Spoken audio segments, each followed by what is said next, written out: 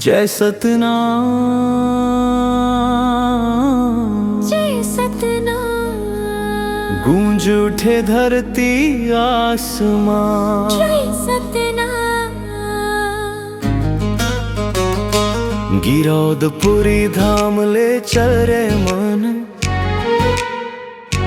चरण कुंड अमृत कुंड के पावन धाम। छाता पहाड़ जोक नदी महान, सतनाम के गूंज जय घोष बिहान। बोल सतनाम, बोल सतनाम, मन खे एक बरोबर पहचान। बोल सतनाम, बोल सतनाम, बाबा जी के चले हमर जहां। गिरौदपुरी के माटी महान, कुतुम्ब मीनार ले ऊंचा जत खाम।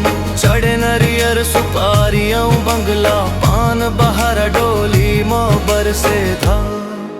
हो सतनाम, जय सतनाम, मरे बचियाला बाबा जिलाई से। सतनाम के जोत जला के, छाता पहाड़ मधुनी रमाई से। सफरा माता संग बिहावर चाइस। बोल सतनाम, बोल सतनाम, मन खे एक बरोबर पहचान।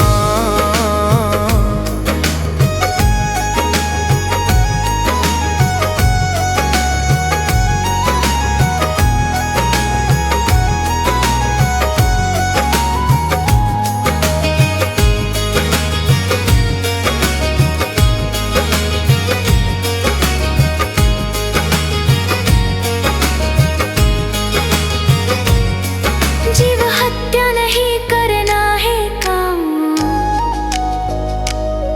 झूठ न बोलना यही धर्म नाम। जुआ न खेलना, छुआछूत छोड़, प्रेम समानता जोड़े हर जोड़।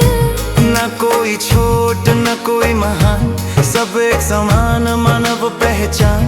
बाबा जी बोले साफ जुबान, सतनाम धर्म है जीवन परान। गिरौदपुरी बोले जय जयकार, जत खामल करे नम संसार। डीजे बाजे नाचे हर इंसान। सतनाम पंथी हम अभिमान, जय गुरु घासीदास बाबा जी।